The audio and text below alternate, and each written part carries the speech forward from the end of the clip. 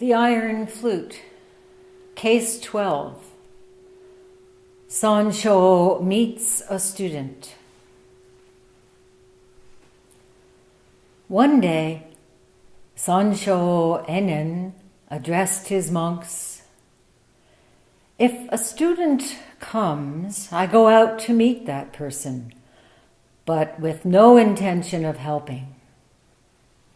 His brother monk, Koke Sansho, heard of this and said, "If a student comes, I don't go out to meet that person. If I did go out, I would surely help." Nyogen Senzaki's comment. Master Rinzai passed from this world on the 10th day of the first month of the year 867. Just before his death, he said, "After my departure, don't ever extinguish the treasury of my true Dharma eye." Sansho, one of the disciples, asked, "Who would dare extinguish the treasury of your true Dharma eye?" Rinzai asked, "In the future, if someone asks you about it, what will you say?" Sansho shouted. Rinzai said, "Who would have thought that the treasury of my true Dharma eye would be extinguished upon reaching this blind donkey?" Having said these words, while sitting regally, the master shed his body. Buddhism uses negative words to express reality. It is the only way to avoid the entanglement of words. When Rinzai said not to extinguish his true Dharma eye, he was postulating his Zen dualistically. So, Sansho joined him in the same type of expression. Again, when the teacher demanded how his Dharma would survive, Sansho showed him vividly, and the monks gathered there witnessed the immortality of their beloved master. Rinzai's final words were praise expressed in the negative. Zen is not a thing that can be given by a teacher to a disciple.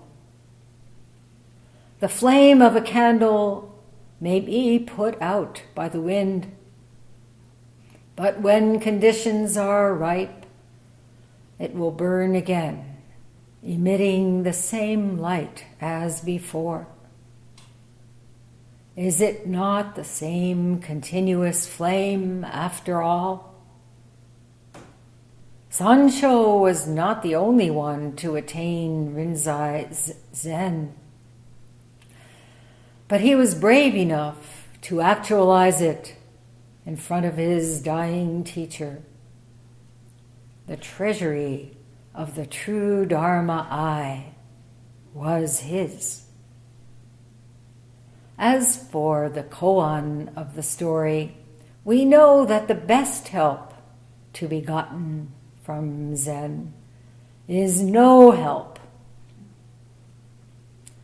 Many proponents of different religions aim to help people, not realizing that this very help disturbs the inner growth of those so helped, as well as their own.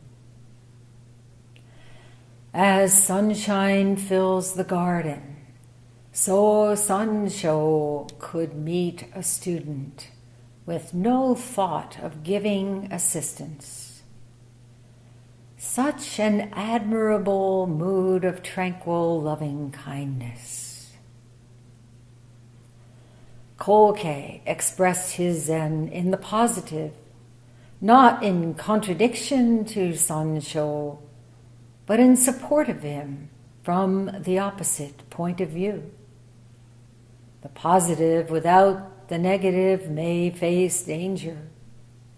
The negative without the positive causes problems too.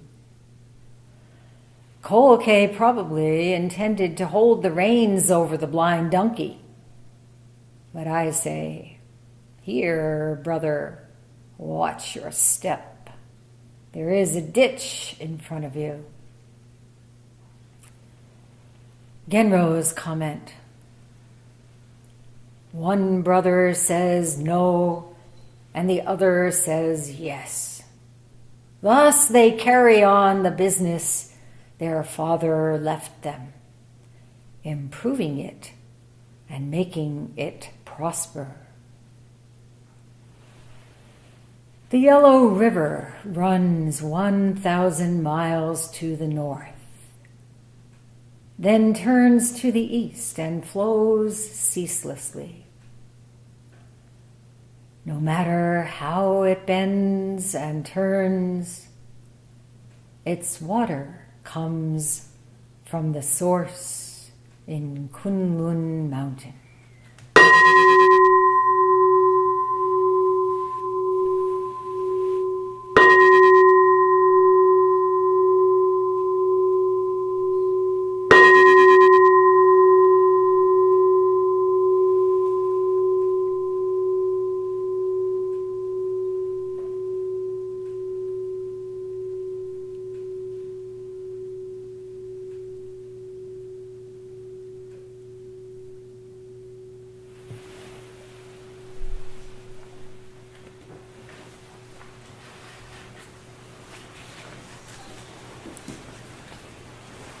Please turn this way, and those of you who can't see me, that means I can't see you either. That means you can sleep in peace, so move.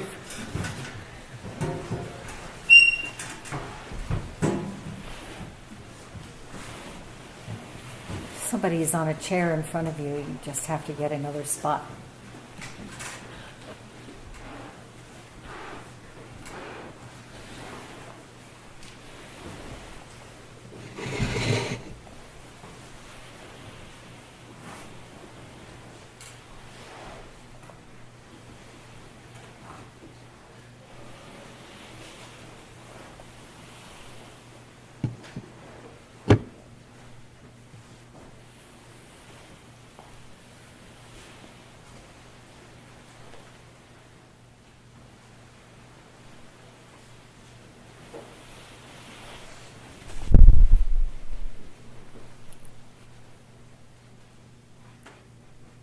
From the usual point of view, which we won't stay with very long, this is the third day of our session.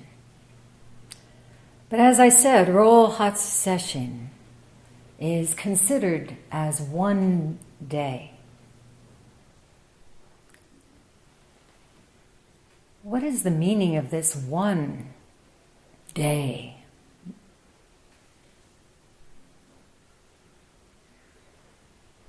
There are no interruptions.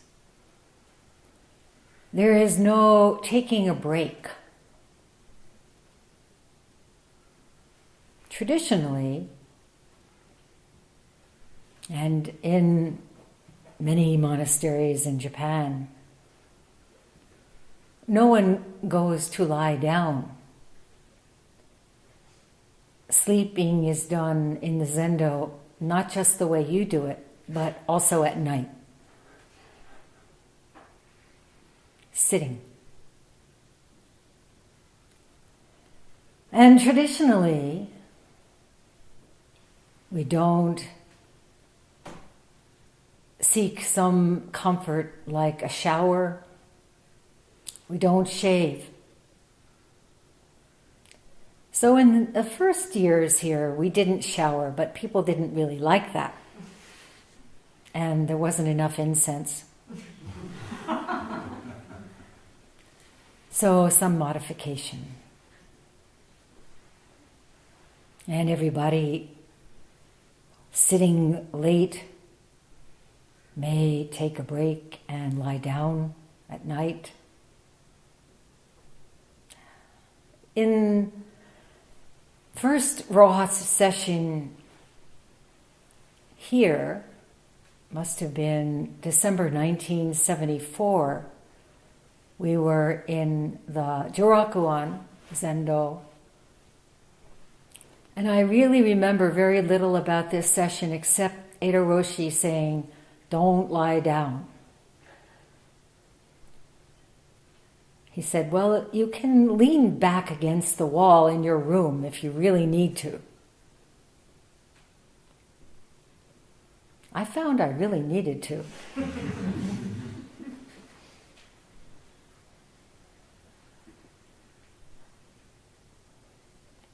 But the intention in this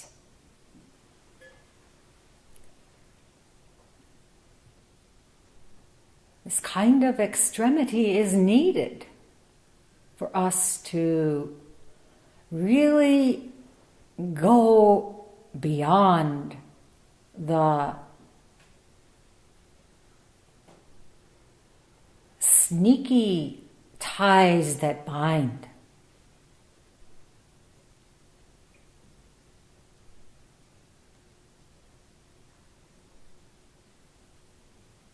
If we don't make every effort to hurl the self away,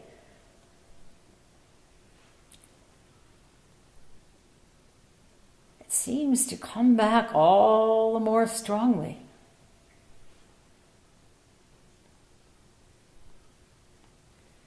Bringing the misery of this dictator, the I.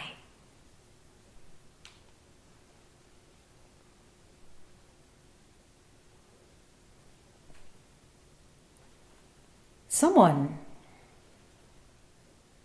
doing real zazen said, "It's such a relief. It's such a relief to have permission to just let it all go." Isn't it? You're allowed. You don't have to hanker after anything. But wait a minute, the ego says.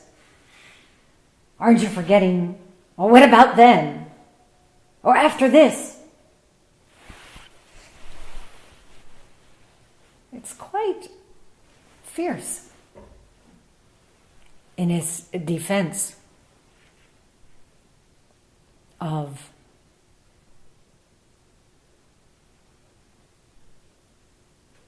what? What's being defended? Can you find your mind?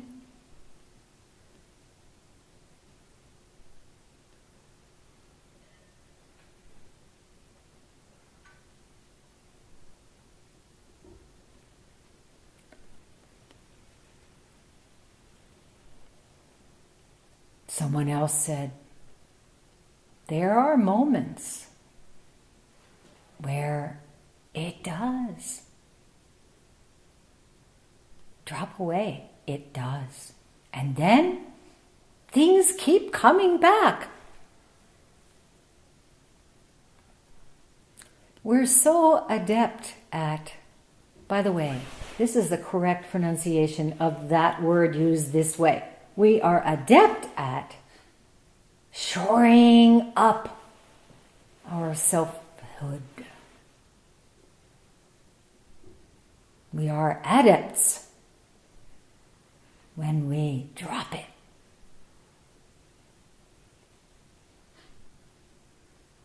understand?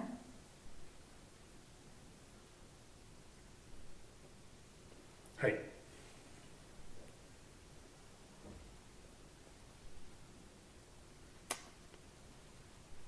We have so many coping skills that we have perfected over the years. But guess what? What do we all find here in session?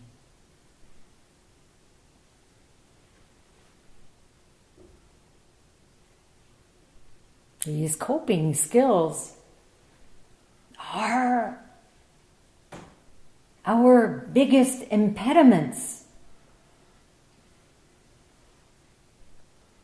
You don't have to cope with anything.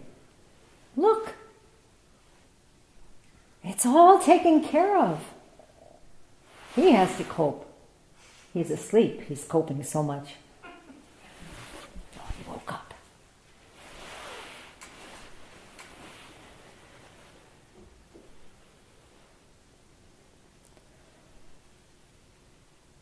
I've spoken to a few people, and I want to tell you all about a film. Now, normally, we don't encourage you to get involved in the movies that keep going through your minds, right? Okay. Turn off the reel, turn off the projector, whatever you have to do with digital things these days, right? Okay, enough with the movies. But this film is all about Rinzai practice. It's not a film like Enlightenment Guaranteed, worth seeing. It's not a film like Bodhidharma Comes from the West, or Little Buddha, or Kundun, but it gets right at the heart of this matter.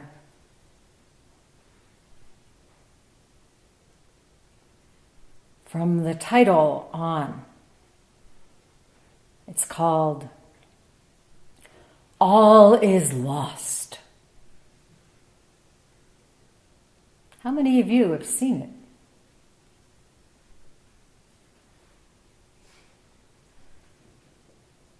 The rest of you, when you get back to your everyday lives or residence, when you take a break,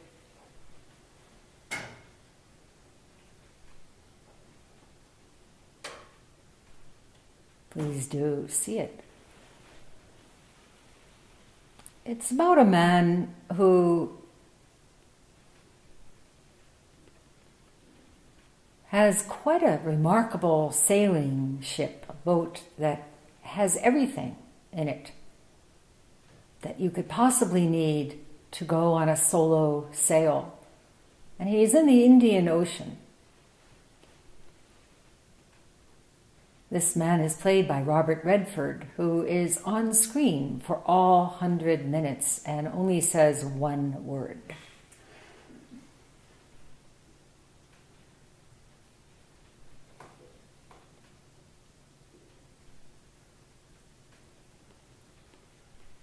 A container from one of those enormous container ships has gotten loose, and it tears a hole in the side of this beautiful sailboat. And the man has absolutely the quintessence of can-do, as you would have to imagine sailing alone this way. And everything is shipshape, and he swiftly goes about using all of his skills to repair the hole. And it's quite a terrifying thing to watch him do this as waves are washing over him and he's out there. And he gets it repaired. And he goes back in and gets the water out of the boat. And sure enough, as you might fear, a huge storm comes.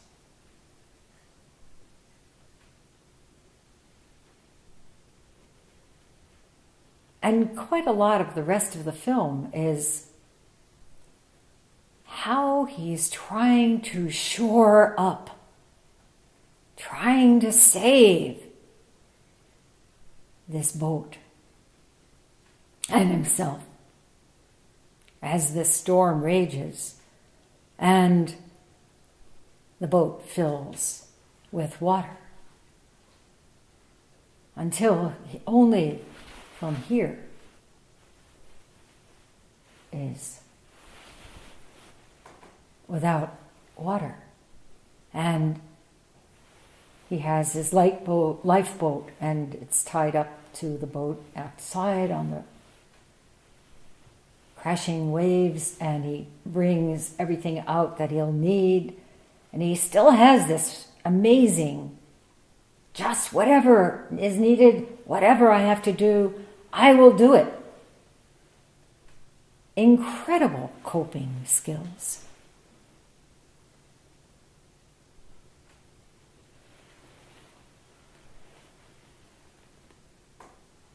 And goes back several times, and each time you think, oh no, that's going to be it. While he's in there retrieving that little net hammock of fruit, the whole thing is going to capsize. But it doesn't until he goes out for the last time. And the next part of the film is this exhausting process of being in this tiny rubber dinghy in the middle of the Indian Ocean through all kinds of blazing sun and storming waves.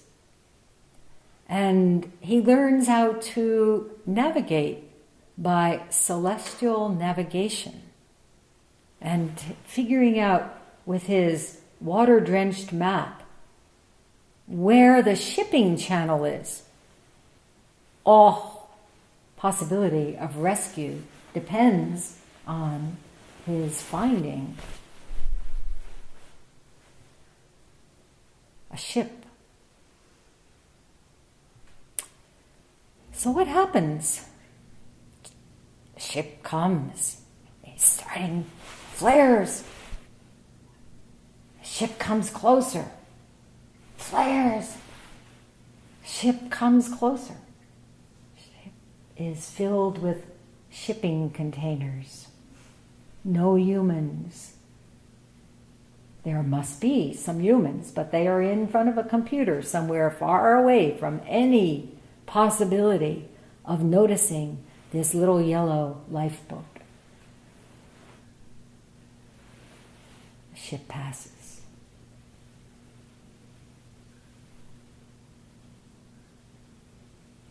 It happens again.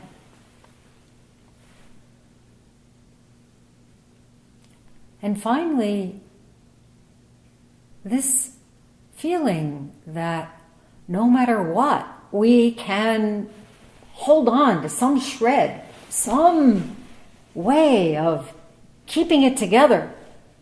Even though we've had to jettison almost everything, still this life force starts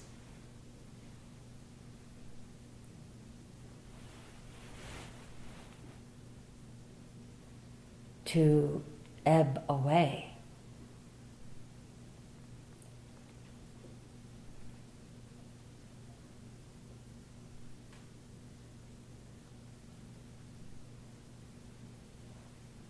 Something quite fierce takes over.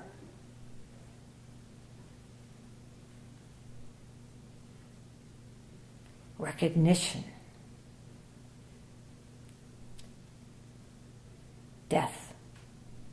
come.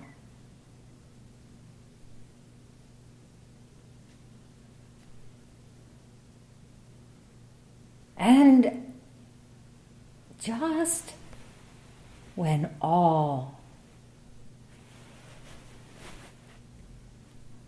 seems to be given up, night falls and a tiny light is seen on the horizon. And this light comes closer.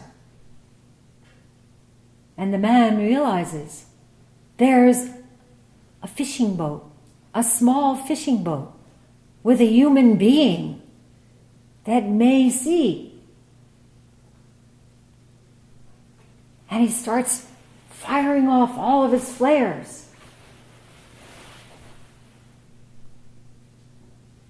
And his lifeboat catches fire.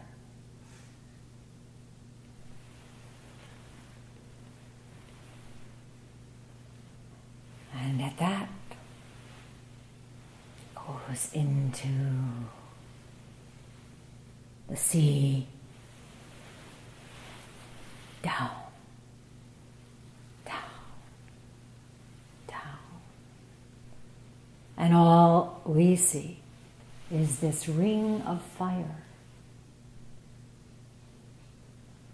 And this man sinking. And this little boat coming closer and closer.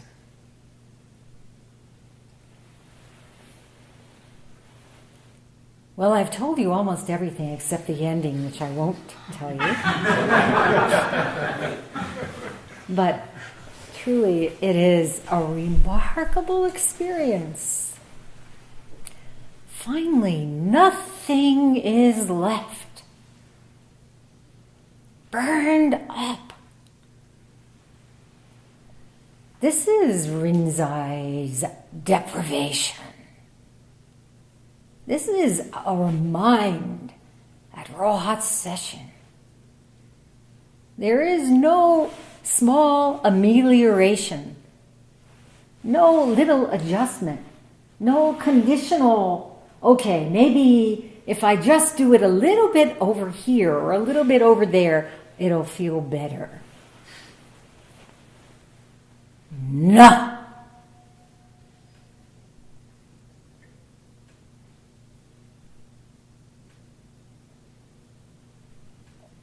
When Shakyamuni Buddha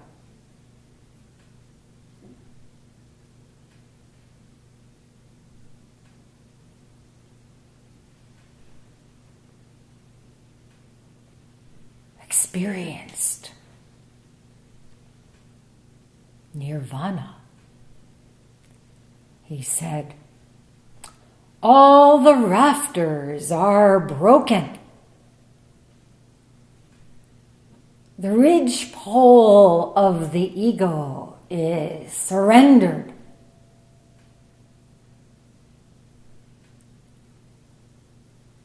Each of us is in a boat with a mast, doing everything we can to protect it. But the mast comes down, must come down.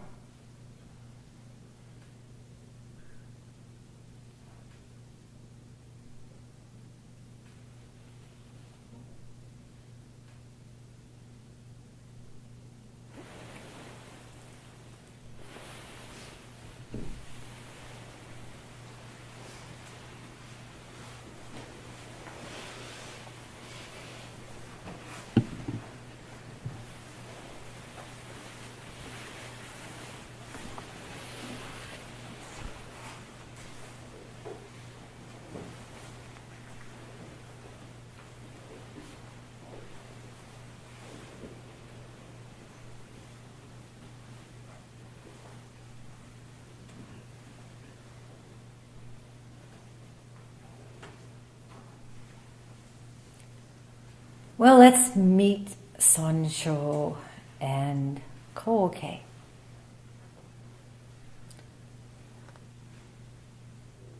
Rinzai's disciples. Sansho Enen, we don't have the dates of his birth and death, but he compiled the Rinzai Roku, the recorded sayings of Rinzai, which was then revised or edited by Koke Sansho, who spent many years as Rinzai's devoted Inji.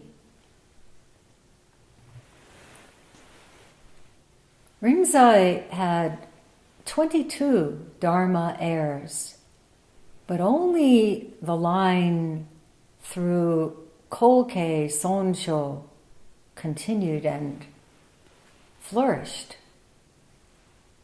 flourishing right here.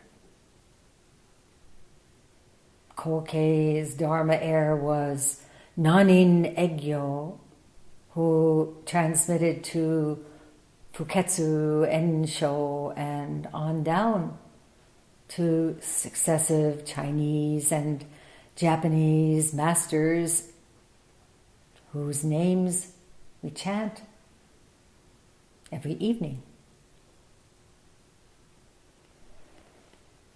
There's a story about Koke. He was invited to the imperial court to teach Emperor Chuangzong. And the emperor told him that he had a priceless gem. No one could give an estimate as to its value.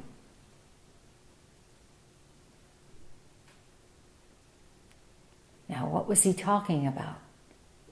This priceless gem. Did he know what he was talking about?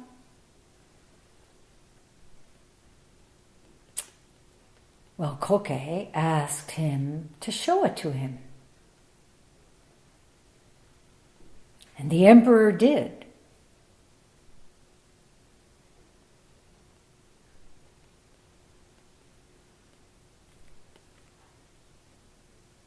And then Koke said, "How could anyone put a price on the emperor's treasure? This Dharma jewel. Can you say what it's worth?" So as a reward for his teaching, the emperor gave Koke a fine horse from the imperial stable.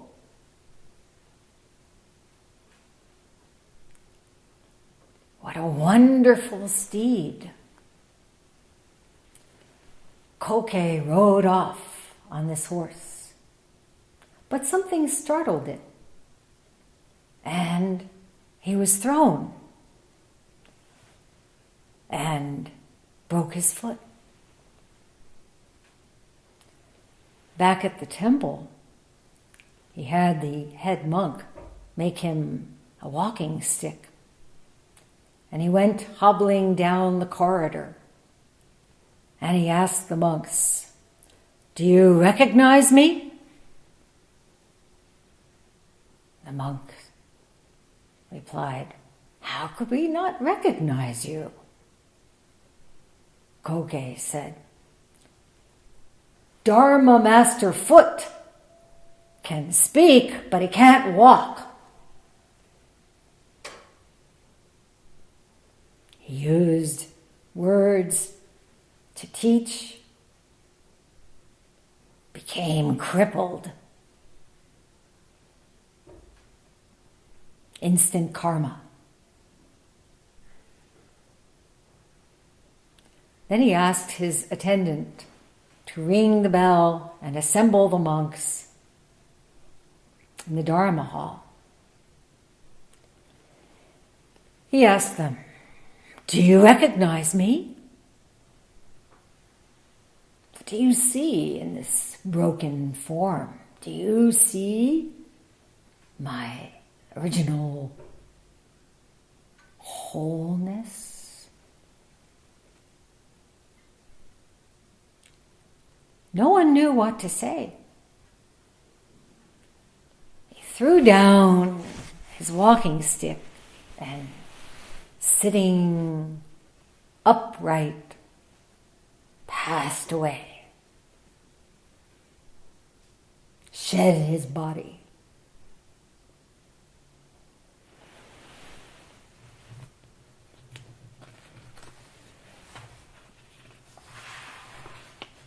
Sansho Enen, after his master's death, Rinzai's death, he traveled to meet with various great Zen teachers such as Kyozan Ejaku, Kyogen, Toksan, Dogo.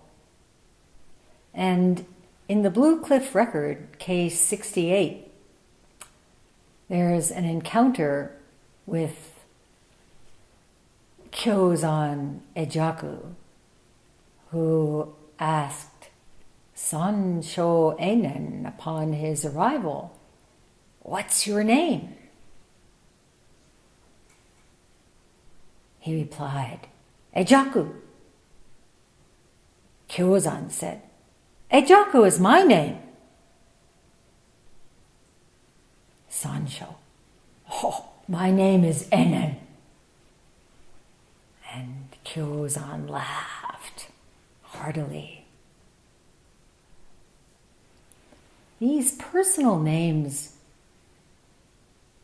Ejaku, Enen, John, Bonnie. So these they were depriving each other of.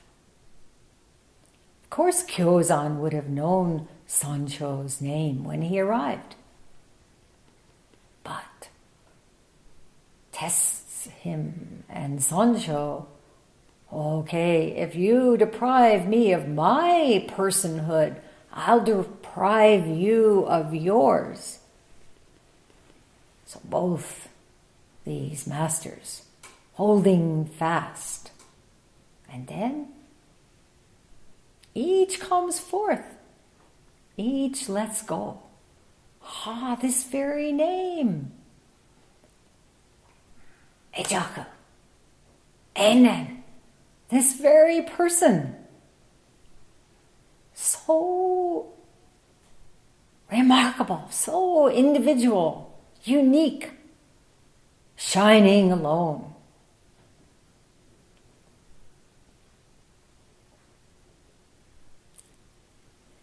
And of course, the best known story featuring Sansho is at the conclusion of the Rinzai Roku,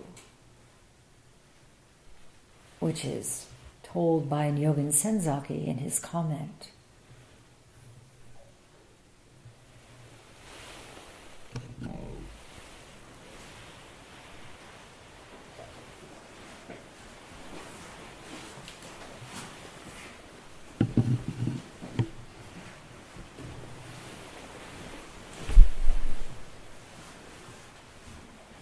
So the koan. Sansho addressed his monks. "If a student comes, I go out to meet that student, but with no intention of helping. Just the natural rhythm of things. No preconceived idea of doing anything. Nothing special. Someone comes, I go out to meet that person. Morning comes, The sky gets light. Evening comes, darkness falls. After all, from the beginning, one, this meeting, intimacy, no separation.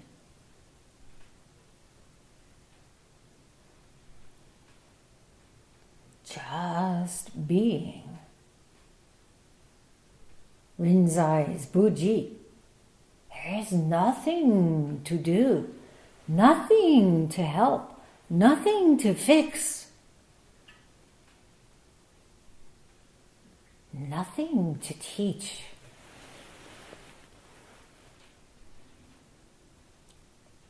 How can I have some intention of helping? Who helps whom? All is exactly as it should be, perfect and complete. This is fundamental. Then Brother Monk, Koke, hearing one side of this whole, shows other side. The fundamental and the phenomenal. If someone comes, he says, I don't go out to meet that person. Just sitting alone on this sublime peak. Students, phenomena come and go. If I did go out, if I entered the marketplace with gift-bestowing hands, of course, I would help where help is needed. Meet the phenomenal aspect where it is. Act according to circumstances. This is coming into differentiation. Coming from the negative, going into the positive. So Nyogen Senzaki, in his comment, will return, but first he wants to discuss this Rinzai's passing and his final words.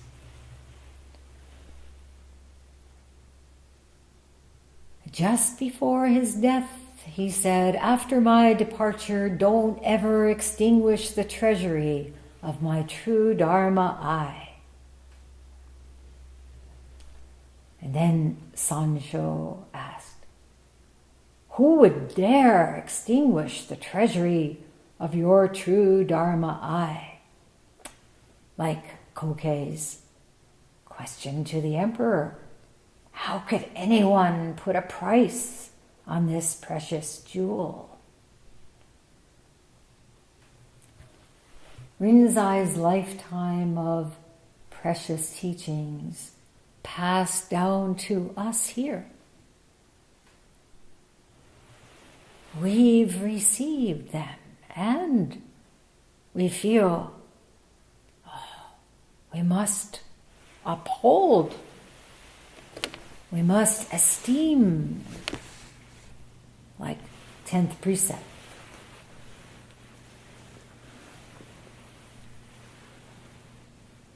And we, in the process of thinking, we must not extinguish, do extinguish. Do make something out of nothing. Sansho in a way, we could see that he was like Ananda, who remembered and recorded every word, every gesture of Shakyamuni Buddha.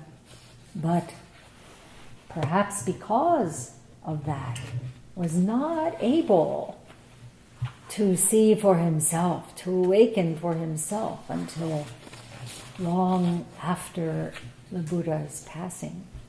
He was, in a way, kept in thrall by his very brilliant memory and his overweening desire to keep every word exactly as it was said. His own word could not come forth. Sansho realized for himself Rinzai's teaching.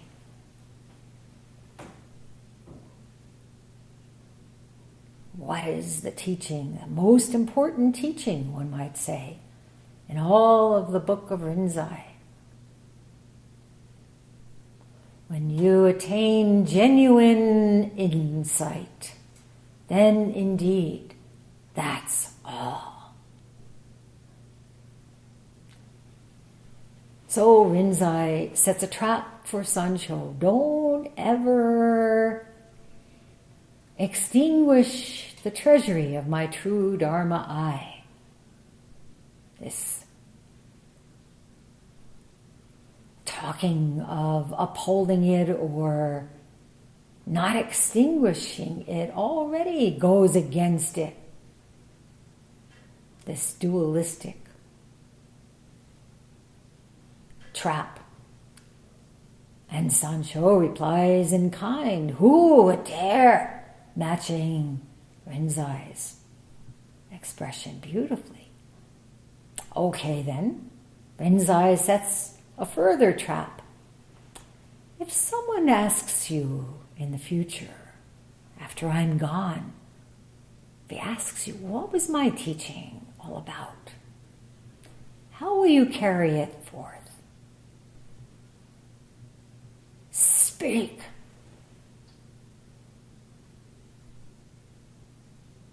Show me. And Sansho.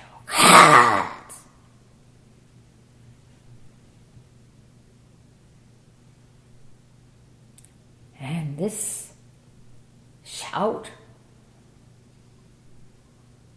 Nyogen Senzaki speaks of it as immortality. Sansho showed him vividly, and the monks gathered there witnessed the immortality of their beloved master, which is extinguished, gone. Great death. This is Great Death by Soen Roshi. Don't look outside, it's on the scroll. It's outside too, all over. Great death. But that scroll. And with great death, wonderful, other scroll. Wonderful, even in English it tells you.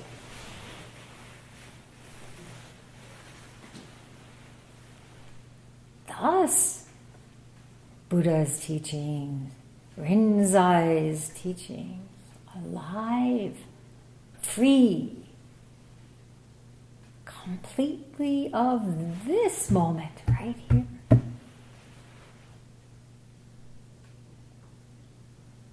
On the first night, we heard Hakuin's exhortation, you must cut off your life at the very root. What is it to cut off your life at the root?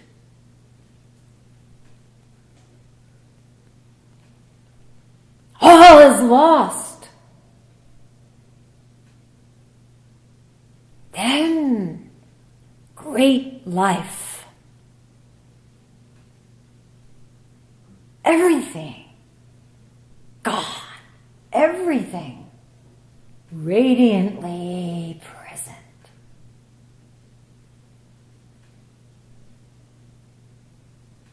Die the great death and come alive. This is what we are doing here. Hakuin's Dharma grandfather, Shido Bunan Zenji, said, die while alive. Be thoroughly dead. Then, whatever you do will be fine.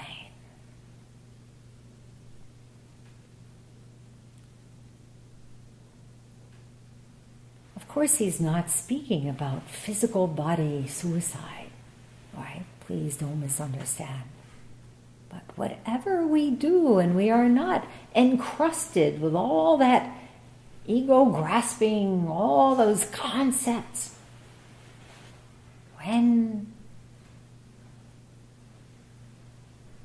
we are totally, thoroughly dead to all of it, then what a relief indeed.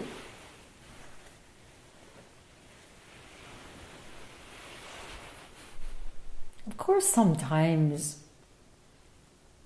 great death and physical death come together if we're lucky.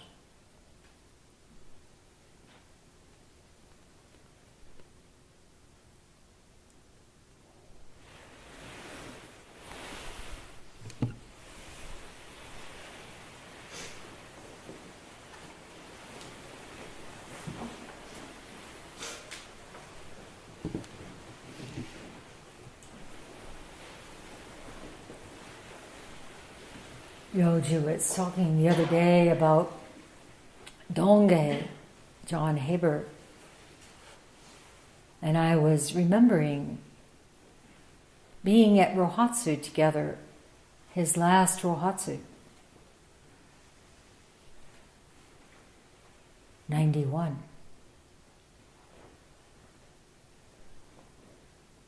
He was Jisha.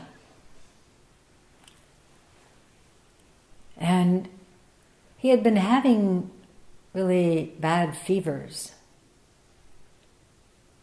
I remember being in the Jisha closet with him. And he was so alive, so exhilarated in everything he did as Jisha. Everything was over the top. Making tea, striking the bone, this, everything. And I remember thinking, my God, Donkey, you're not feeling too well, are you? You're sweating. You really got to take a little care of yourself.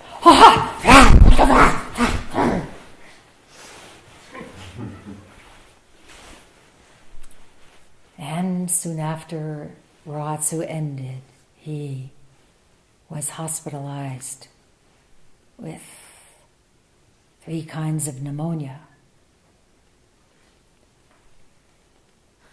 I got the word that he was in the ICU and went down from Syracuse on the train, not really knowing what I would find. And what I found was what the nurses assured me was a coma that he had absolutely no ability to have any awareness of anything that I might say or do.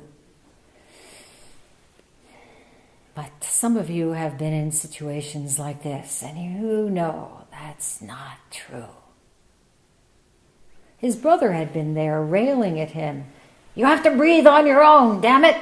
You gotta get that tube out of your throat. You gotta breathe on your own. Well, at a certain point, his brother went out for something to eat. And I sat with him, holding his hand, and I said, Donge, we love you so much. Tears came rolling down his face. I said, Donge, if you feel it's time, it's okay. It's okay. You can go. At that, he expelled his breathing tube and died. And of course the ICU went into great frenzy, but great death. Great death.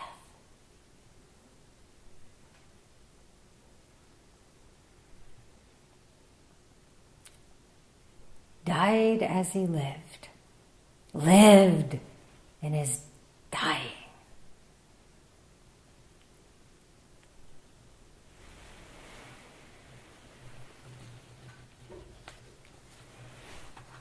Well, what else does Nyogen Senzaki have to say that we have time to hear? Not much. But there is something important. As for the koan of the story, we know that the best help to be gotten from Zen is no help.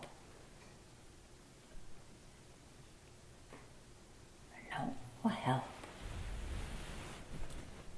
We're all looking for some kind of leg up, reassurance, some mitigation of our suffering. No. Most compassionate thing is just do it. Find out for yourself. The other day, before session, Angelika told us a story about being in the meeting room when Edo Roshi was here a few years ago, and a student, she was quick to tell us, not her, a student was leaning against the wall. Of course, none of us would dare do such a thing, right? But anyway, just hanging out there in morning meeting. And Edo Roshi said, if you lean on that wall, you will always have to carry it with you. Remember what the Beatles said, right? Boy, you gotta carry that weight a long time. And this is help me. It's a burden.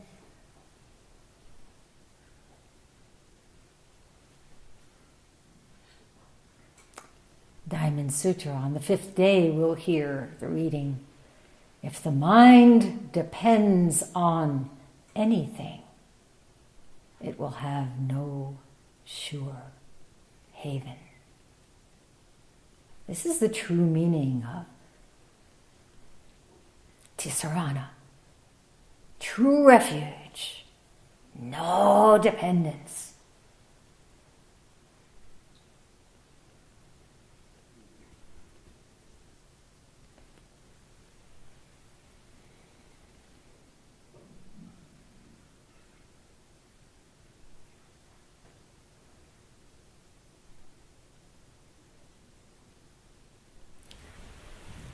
So no time for Genro's comment and verse, but Basically, he is saying this great Dharma, inconceivably broad, deep, running, flowing this direction, that direction, always the water from the same source. He speaks of Kunlun Mountain. This Kunlun Mountain, a sacred mountain in China, part of a huge range that runs from the Indian border going to the west of China, 4,000 miles. But in this reference, a mythological mountain, a shaman's mountain, a Taoist eternal's mountain. Always this source from Kunlun Mountain is flowing right here.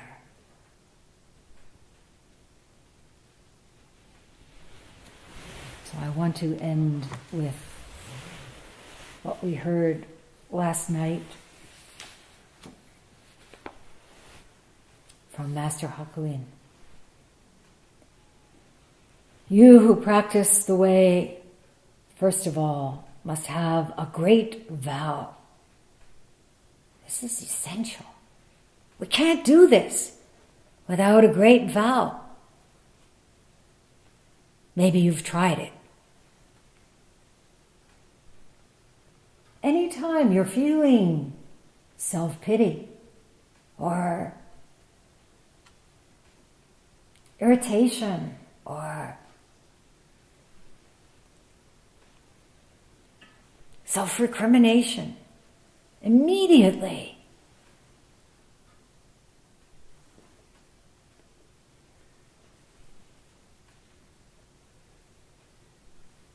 this great vow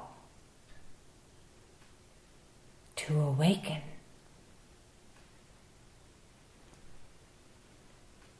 This urgent vow to awaken for all beings.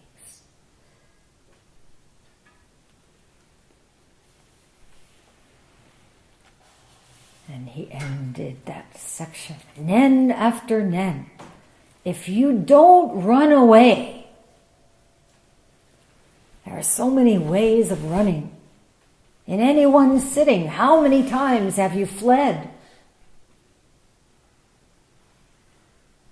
Come back! Feel the urgency within you saying, return! If you don't run away, all the Dharma principles will appear in front of you. Right here.